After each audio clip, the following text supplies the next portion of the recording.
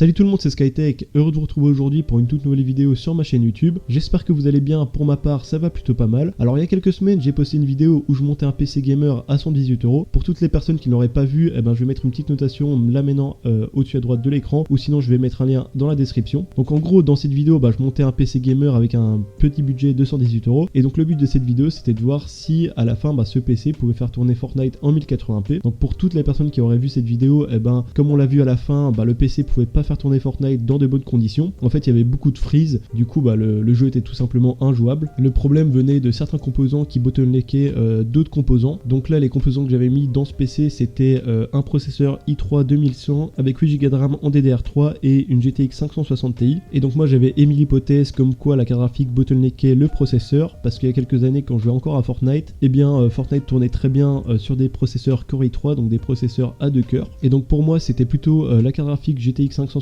Ti qui bottleneckait le processeur. Et donc dans cette vidéo nous allons tout simplement confirmer cette hypothèse. Donc si ça se trouve je me trompe totalement, et là dans ce cas là ça sera bien drôle. Donc voilà, pour confirmer cette hypothèse, ce que je vais faire c'est que je vais changer certains composants du PC. Comme vous l'avez vu dans le titre de cette vidéo, en fait c'est une vidéo upgrade du PC à 118€. Donc ce que je vais faire c'est que je vais changer le processeur et la carte graphique. Ce qui va se passer c'est que je vais d'abord vous faire une présentation des composants que je vais changer. Ensuite je vais faire un petit timelapse où je vais changer les composants, et en dernier donc on fera quelques tests. Le premier test ça sera donc avec le nouveau processeur et l'ancienne carte graphique, donc en gros le nouveau processeur et puis ensuite la GTX 560 Ti. Et donc le deuxième test ça sera avec le nouveau processeur et la nouvelle carte graphique. Et donc voilà, après à la fin on fera une petite conclusion. Donc sans plus tarder je vous laisse avec cette vidéo.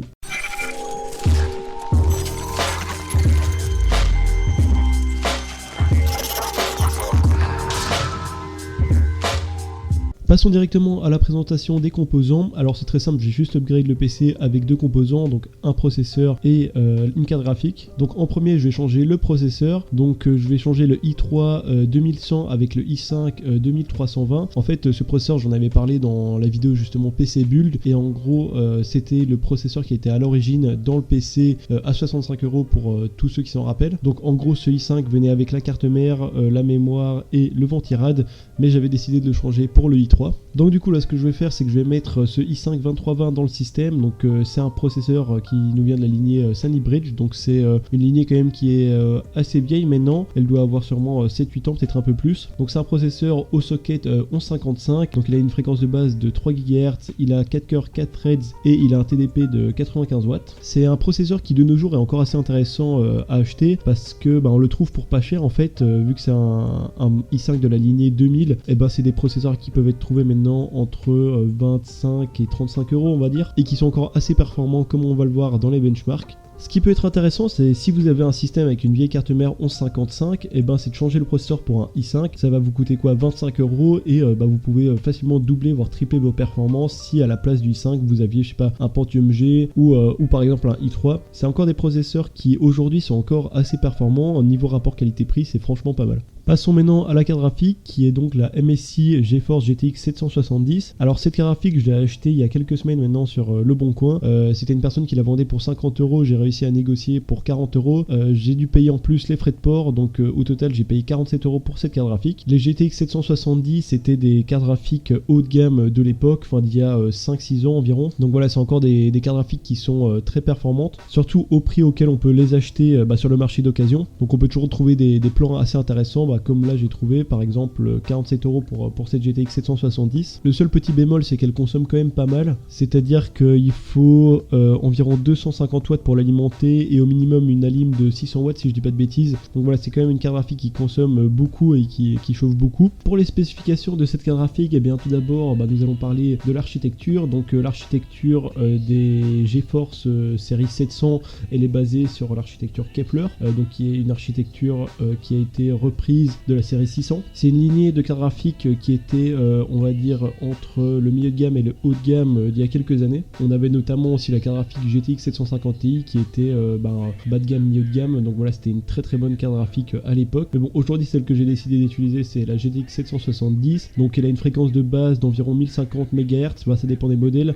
Si je me rappelle bien sur le site Nvidia ils mettent 1046 MHz, alors que celle que j'ai, donc la version d'MSI, est à 1098 MHz. Ensuite Sinon elle vient sous deux versions différentes, enfin sous deux modèles, une avec 2 Go de GDDR5 de mémoire vidéo et un autre modèle de 4 Go de GDDR5 de mémoire vidéo. Alors moi j'ai une version avec 2 Go. Sinon au niveau de l'overclocking, et ben cette carte graphique peut être pas mal poussée, enfin surtout à partir du moment où on a une bonne alim, on peut vraiment pousser cette carte graphique pour au moins choper 10% voire 20% de plus de performance. Tout ça pour dire que si vous cherchez une carte graphique d'occasion dans cette gamme de prix, donc entre on va dire 40 et 60 euros, la GTX 770 fera bien l'affaire. Elle a un très très bon niveau rapport qualité-prix. Donc voilà, si vous cherchez une carte graphique d'occasion dans ces alentours, essayez d'en trouver une de ce style. Maintenant que je vous ai présenté les deux composants que j'allais utiliser pour upgrade ce PC, on peut passer maintenant au timelapse. Donc je vais changer ces deux composants et on se retrouve juste après pour les benchmarks.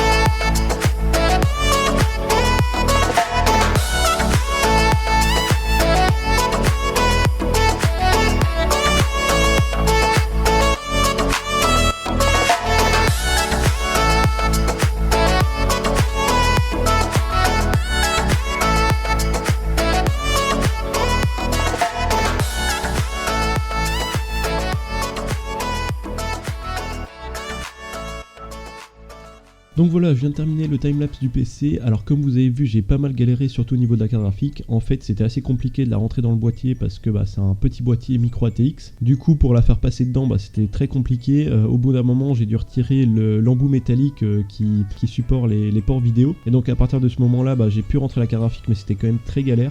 Du coup, après ce petit problème, j'ai cru que tout allait être bon, j'allais booter le PC et puis voilà. Sauf qu'en bootant le PC, qu'est-ce qui s'est passé? J'ai eu un écran noir. Et donc ce problème venait bien de la carte graphique parce que j'avais fait juste un test après avoir installé le processeur. Donc je sais pas si vous avez vu, mais il y a eu un cut à un moment durant le timelapse où la caméra a été déplacée. En fait, ce qui s'est passé, c'est entre ce moment-là, j'ai testé le PC avec le nouveau processeur, donc avec le i5, et là tout fonctionnait bien. Donc du coup, j'ai installé cette carte graphique, j'ai fait un test et là il y avait un écran noir. J'ai fait plusieurs tests différents, mais quoi qu'il arrivait, j'avais quand même un écran noir. Alors j'ai testé cette carte graphique sur un autre PC et tout fonctionnait bien, mais je pense que ce problème venait d'une incompatibilité avec la carte mère. C'est le genre de problème qui peuvent arriver quand vous utilisez des cartes mères OEM. Donc là par exemple c'est une carte mère OEM Acer, et donc quand vous utilisez une carte graphique trop récente, et en général il y aura des problèmes de compatibilité. Alors ce qui s'est passé, c'est que comme promis, j'ai fait des tests avec le i5 et la GTX 560 Ti. Donc j'ai fait un test sur Cinebench et un test sur Fortnite, et ensuite pour la GTX 770, vu que j'ai pas un autre système avec un i5 équivalent, ce que je vais donc faire, c'est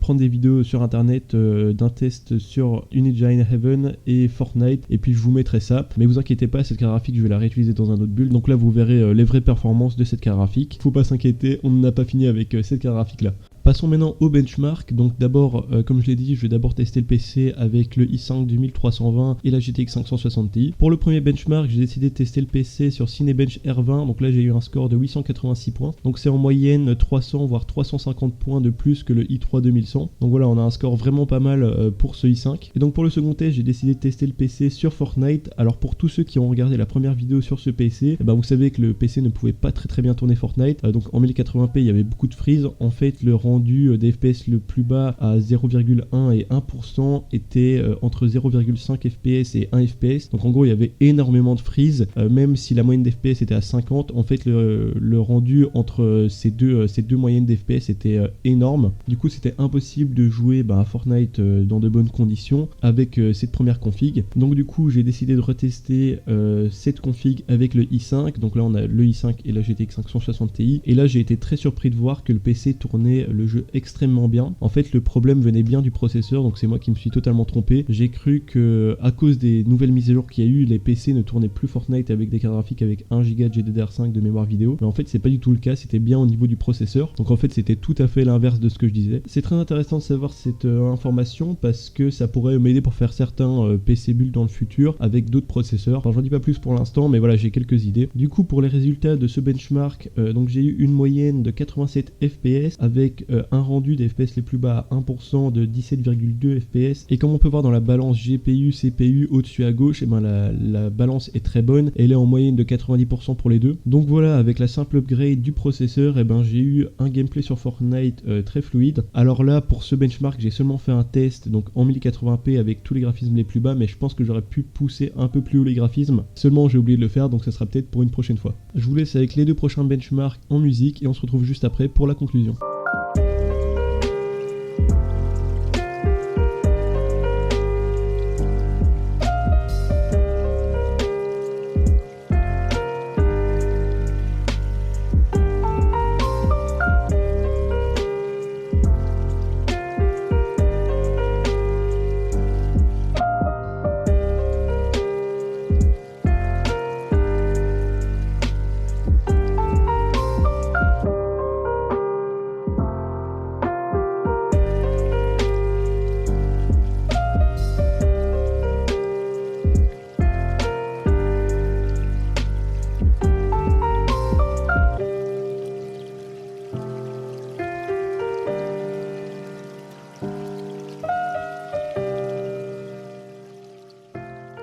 Donc voilà, on se retrouve pour la fin de cette vidéo. Alors comme vous avez vu, avec une simple upgrade du processeur, j'ai quasi doublé les performances. Et donc quand je joue à Fortnite, le jeu était totalement stable. Sinon, au niveau de la GTX 770, vous inquiétez pas, comme je l'ai dit, je vais la réutiliser dans un autre PC build. Donc là, on verra les performances de cette carte graphique. Sinon, à part ça, maintenant j'en ai fini avec ce PC. Donc la prochaine vidéo, normalement, ce sera un nouveau PC build avec d'autres composants. Donc voilà, j'espère que vous avez aimé cette vidéo. N'oubliez pas de la liker. C'était SkyTech. Ciao!